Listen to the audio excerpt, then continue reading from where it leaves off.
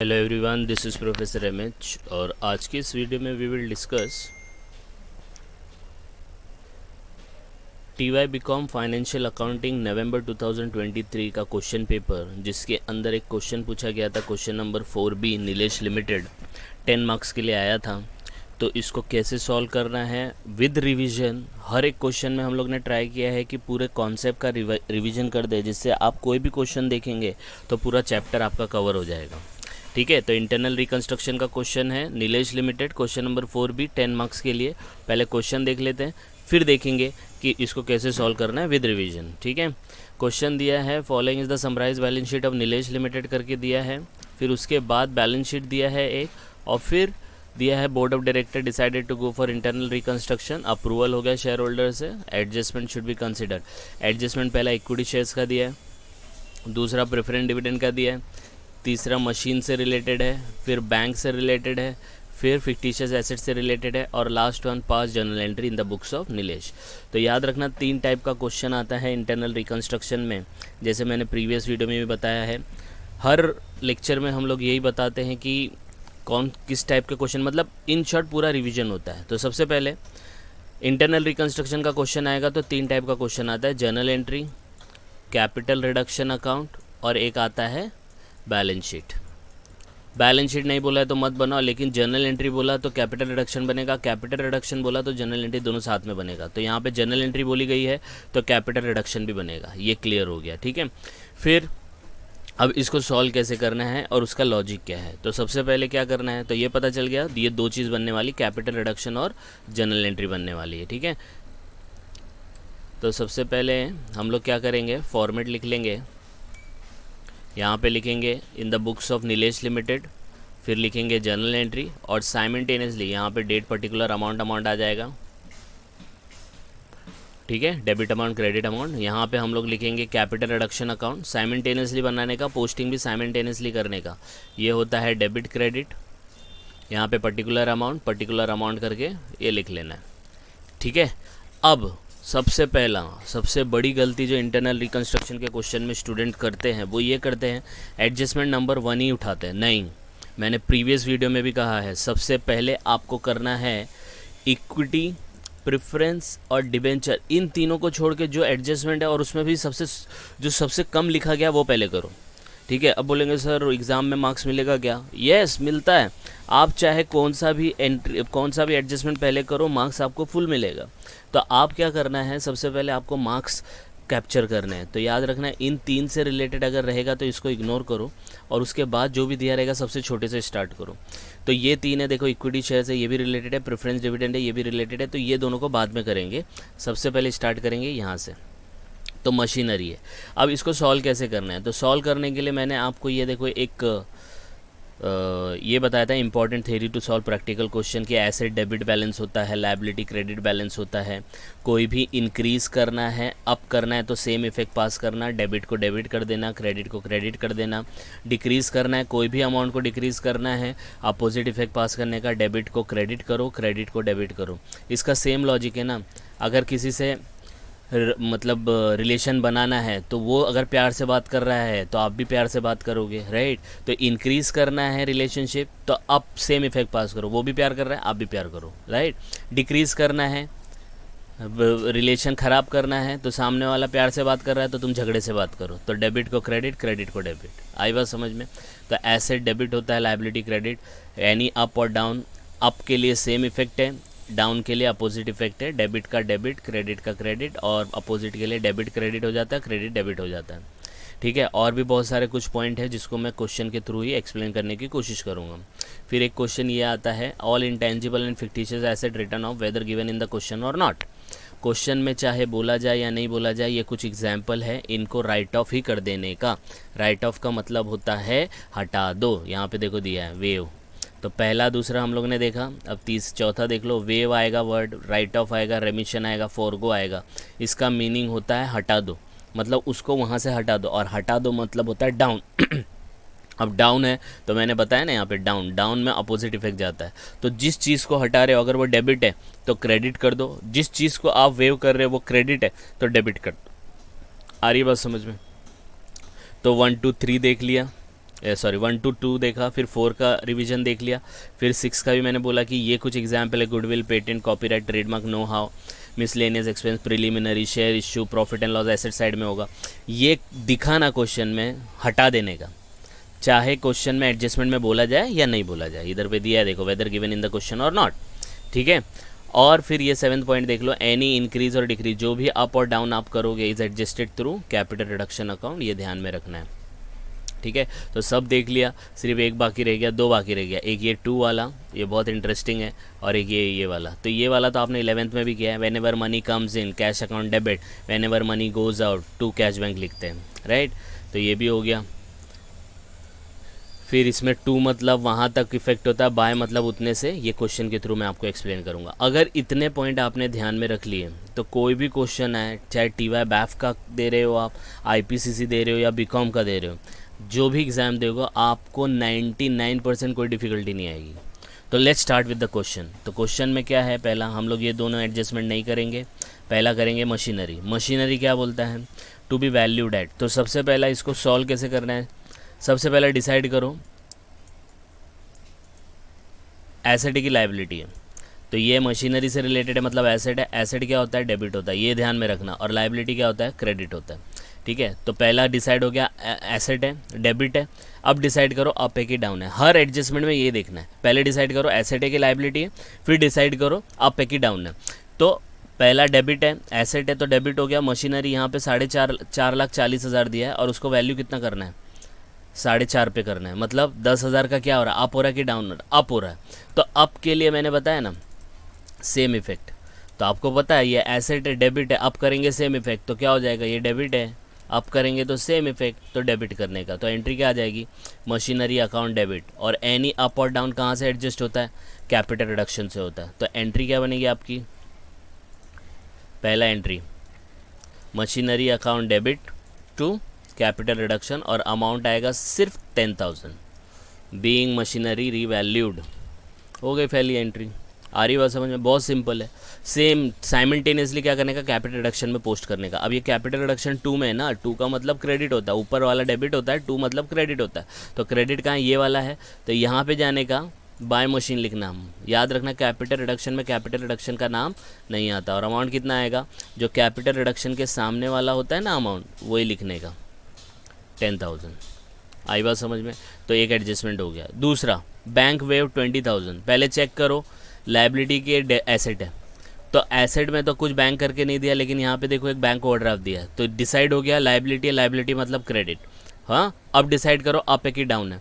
तो 1,75,000 दिया, यहाँ पे क्या दिया, वेव। वेव मतलब यहाँ पे बताया था देखो, wave right of, रेमिशन, forgo means हटा दो, हटा दो मतलब डाउन। तो डाउन करना है, कितना डाउन करना है, 20,000, तो क्रेडिट है। डाउन करने के लिए ऑपोजिट इफेक्ट जाते हैं, तो क्रेडिट को क्या करना पड़ेगा, आपको डेबिट करना पड़ेगा।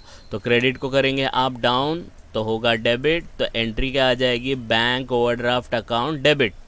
तो देखो यहाँ पे आ गया, तो सेकेंड एंट्री आपकी हो जाएगी बैंक ओवरड्राफ्ट अकाउंट डेबिट। और एनी अप और down is adjusted through capital reduction. Amount कितना आएगा, सिर्फ 20,000। अब डिफरेंस नहीं लेने का, इसने बोला सिर्फ 20,000 हटाओ, तो 20,000 की ही एंट्री आएगी।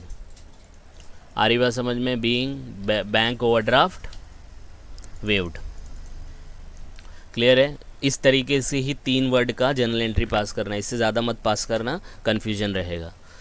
चलो 2 हो गया। तीसरा, राइट ऑफ फिक्टिशियस एसेट्स। मैंने बताया था फिक्टिशियस एसेट्स से, देखो एग्जाम्पल ये रहे, इसमें कौन कौन से दिए हैं, तो देखो एक प्रिलिमिनरी एक्सपेंस दिया है और एक P&L दिया है। अगर ये नहीं भी देता तो मैंने आपको बताया ना, weather given in the question और नॉट, इनको हटाना ही है। राइट ऑफ मतलब हटा दो, हटा दो मतलब डाउन, डाउन मतलब अगर करेंगे तो अपोजिट इफेक्ट। तो ये सब आपके एसेट हैं, एसेट डेबिट होता तो डेबिट को क्या करने का, क्रेडिट। तो देखो ये दोनों है, पहले डिसाइड हो गया एसेट है, एसेट मतलब डेबिट है। अब इनको क्या करना है, राइट ऑफ करना है मतलब हटाना है, तो डेबिट को हटाना है, डाउन करना है तो अपोजिट जाने का क्रेडिट। तो क्रेडिट कैसे लिखते हो आप, 2 से लिखते हो, तो 2 प्रिलिमिनरी एक्सपेंसेस 2 P&L, इस तरीके से लिखना है। तो आपकी नेक्स्ट एंट्री जो होगी वो कुछ इस तरीके से होगी, 2 P&L 2 प्रिलिमिनरी। तो प्रिलिमिनरी कितना है, 20,000 17,000, तो प्रिलिमिनरी लिखूँगा 20 और यहाँ पे लिखूँगा प्रॉफिट एंड लॉस 17। और एनी अप और down is adjusted through capital reduction, तो ऊपर लिख देने का कैपिटल रिडक्शन अकाउंट और इसमें आ जाएगा total being PPNL and preliminary return of, या बीइंग रिटर्न ऑफ भी लिखेंगे तो भी चल जाएगा। आ रही है बात समझ में? तो अब इसका पोस्टिंग देखो, मैं भूल गया, यहाँ पे पोस्टिंग करना ज़रूरी है साइमल्टेनियसली। क्रेडिट हो रहा है, अगेन क्रेडिट में जाने का, देखो ये क्रेडिट साइड है, और लिखने का बाय ओवरड्राफ्ट। अमाउंट कितना आएगा कैपिटल रिडक्शन के सामने वाला, तो कितना आएगा 20,000। अब यहाँ पे देखो डेबिट हो रहा है, तो डेबिट में जाने का। अब डेबिट में जाएंगे तो डेबिट में कैपिटल रिडक्शन के सामने कैपिटल रिडक्शन का नाम नहीं आएगा, तो क्या आएगा, यहाँ पे दोनों का नाम लिखने का, दोनों का टोटल लिखने का यहाँ पे। अभी आपने बोला था सर कैपिटल रिडक्शन के सामने वाला लेने का, यस कैपिटल रिडक्शन के सामने वाला, ठीक है। ये 93 नहीं है, ये होगा दिस प्लस दिस 37,000, तो 37 हो गया ना, 17 और 20। आ रही बात समझ में? मतलब यहाँ पे डेबिट वो 2 पार्ट में डिवाइड है, इसलिए उसका अलग अलग नाम लिखा, क्योंकि कैपिटल रिडक्शन में कैपिटल रिडक्शन का नाम नहीं आता है, ठीक है। तो ये देखो ये 3 एडजस्टमेंट हो गए, तो यहाँ पे आपको है ना ये 3 साढ़े 3 मार्क्स मिल जाएंगे ईजिली तरीके से। फिर आने का इन दोनों पे जो डिफ़िकल्ट है, मैंने आपको कहा था, राइट, इक्विटी शेयर और ये। अब कोई भी कर लो, पहला इक्विटी शेयर कर लो, चलो ठीक है। तो equity share, next adjustment is 4th number, equity shares is reduce to 70 each, 2 मतलब, और यहाँ पे देखो बाय, ये वर्ड आया है ना, यही मैंने बताया था, देखो ये वाला बहुत इंटरेस्टिंग है। 2 मतलब वहाँ तक, effect of difference go to capital reduction account, by मतलब उतने से, same amount effect go to capital reduction account. अब इसे समझना बहुत ज़रूरी है, लेट्स स्टार्ट। तो यहाँ पे देखो सबसे पहला किसके बारे में दिया, इक्विटी शेयर्स, लाइबिलिटी है, लाइबिलिटी क्रेडिट होता है, ये डिसाइड हो गया। अब डिसाइड करना है आप पे कि डाउन है, तो ये 100 रुपये का है, यहाँ पे 70 बोला, अभी 2 और बाय छोड़ दो, 100 बोला है, कितना करना है उसको, 70 करना है कि नहीं करना है, तो डाउन करना है। तो क्रेडिट को डाउन करेंगे तो क्या होगा, डेबिट होगा कि नहीं होगा, तो equity share capital account debit होने वाला है ना। तो एंट्री पहले पास कर देने का ना, कैसे पास करोगे, यहाँ पे लिख देने का equity share capital account debit at the rate of 100, amount आ जाएगा पूरा 11,20,000। बोले सर पूरा क्यों लिखा, अरे अब देखते इसका मीनिंग, इस रिड्यूस किया 270, 100 को 70 किया, रिड्यूस टू 70, तो 100 को कितने पे लेके गया, 70 पे लेके गया, यही यहाँ पे बताया ना, रिड्यूस टू वहाँ तक, तो 100 को 70 तक लेके गया, तो इसका मतलब वो 100 वाला पूरा हटेगा, हटेगा कि नहीं हटेगा, उसकी जगह पे 70 लिखेंगे ना, तो ये 100 वाले को हटा दो पूरा, क्योंकि 100 वाला अलग होता है, 70 वाला अलग होता है, तो 100 वाले का पूरा अमाउंट लिख दिया।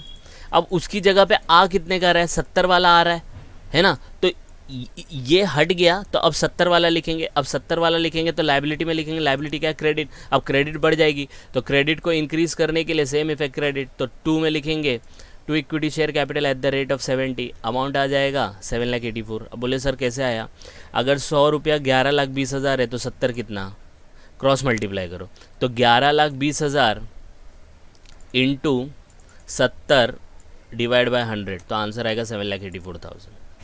अब ये टैली नहीं हो रहा है, डिफरेंस आ रहा है ना, कितने का डिफरेंस आएगा, क्रेडिट में ही आएगा, कितना आएगा 3,36,000 का। एनी अप और डाउन किसके थ्रू होता है, कैपिटल रिडक्शन, कितना, इस 100 की जगह 70 आया तो 30 का ही रिडक्शन हुआ ना, और बीइंग इक्विटी शेयर रिड्यूस्ड हो गया। आ रही बात समझ में, 1-2 बार आप इसको देखेंगे ना तो आपको और अच्छे से क्लियर हो जाएगा। अब कैपिटल रिडक्शन है, क्रेडिट है, क्रेडिट में जाओ, क्रेडिट में गए, लिखा बाय इक्विटी शेयर कैपिटल और उसके सामने वाला अमाउंट है 336, तो देखो 3,36,000 लिख दिया। आ रही है बात समझ में, यस और नो। अब इसी तरीके से देखो प्रेफरेंस शेयर्स रिड्यूस बाय बोला है, अब प्रेफरेंस शेयर रिड्यूस बाय बोला है, तो सबसे पहले वो देख लेते हैं। सबसे पहले किसके बारे में बोला है, शेयर्स, मतलब ये वाले के बारे में, और ये लाइबिलिटी है, लाइबिलिटी क्या होता है, क्रेडिट होता है। तो पहला डिसाइड हो गया, लाइबिलिटी है, क्रेडिट है।